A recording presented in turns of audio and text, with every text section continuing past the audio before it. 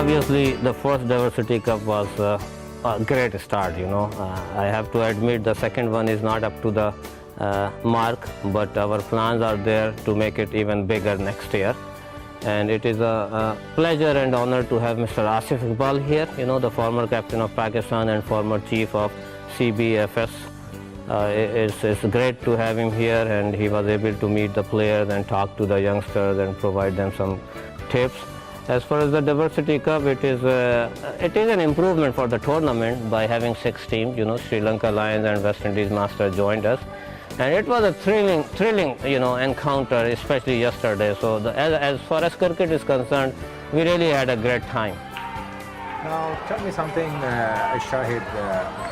How do you plan to take this to the next level and coordinating this with your Big Three and your Mishka League, now Diversity Cup? How are you going to fit all these things into this whole calendar? And how do you plan to take it to the next level? Can you just tell us something? A lot of people are interested in knowing that. Absolutely, that is the million-dollar question. This year, my personal focus has been the league, and it has taken most of our time, our volunteers' time, and we are actually very happy to devote most of our resources towards the league. As far as the Big Three is concerned, we are very happy. Big Three is ready for the next step. We are having sponsors who are very keen in sponsorship, and we are going to be expanding Big Three to more suppliers. The big step that we also took as far as the Michigan Cricket Association, this is Diversity Cup, but you're talking Mishka, which is fine. That is our prime and most important part. We started 2 youth camps, and we have 40 kids in our Troy camp and Lion Oaks camp. That is it. That is the core of the effort, that we have to get to the grassroots level, and we have started that process. Troy City is very happy with the feedback they have received from the parents who enrolled their kids in the youth camp. We have a very diversified and very dedicated coaching staff. So far so good. So the first thing, I think the most encouraging aspect is, Shahid, you're going to get more sponsors. That's what you think.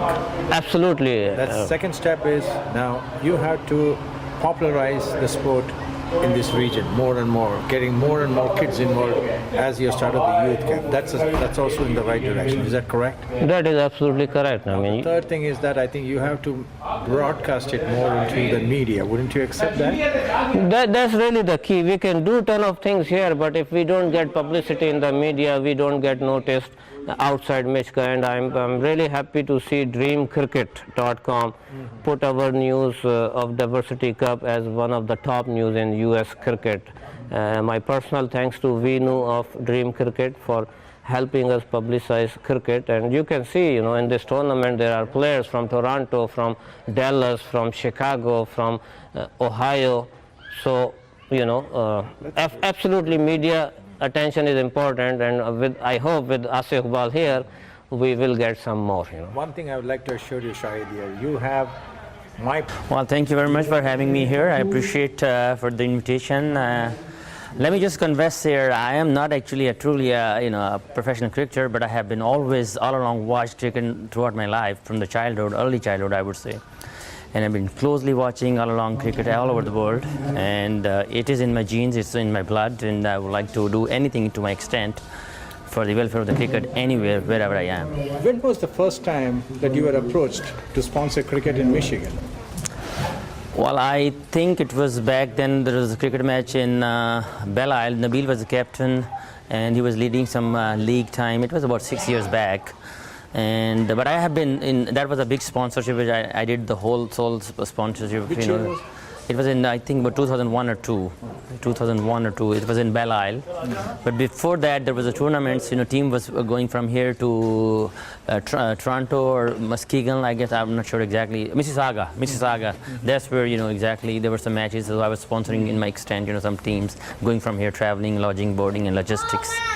So you have been sponsoring cricket for 4 or 5 years now. How do you see cricket has grown in here in Michigan? Do you find it's a lot of response? It's very nice to see the cricket is emerging, but I think there is still a long way to go yet. somebody has to really help out a long way. We need some good sponsorship. We need some good committed, dedicated people in cricket, who have some passion for cricket, who can really do something with some, long-term vision. So there is a lot need to be done, but it's nice to see it's emerging, it's evolving, but it's still, a long way to go yet. How do you see yourself getting involved in this sport as we move forward? How do you see yourself? Well, right. I know. I am trying my best to do whatever I can, but I think we need a lot of people like myself and others, who can come in and pitch in for the cricket. If those who have a passion or those who have some sort of affection with the cricket game itself, because it's a very healthy spirit game, and I think people from our end of the world, they are just crazy about it. So they sleep with it, they get up with it. So I think there are a lot of them. We can be approached, but there should be a sort of a uniform. A dynamic platform where everybody can be reached out so that they can be doing something more in a better way for the cricket. A lot of people are going to watch this program on our video blog.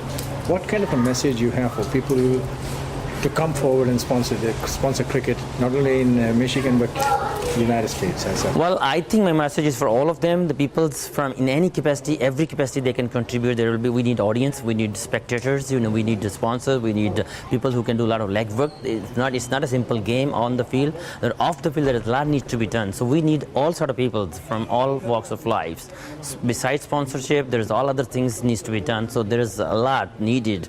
So I think people should come in. Those who have a passion, those who have a craze, they should come in.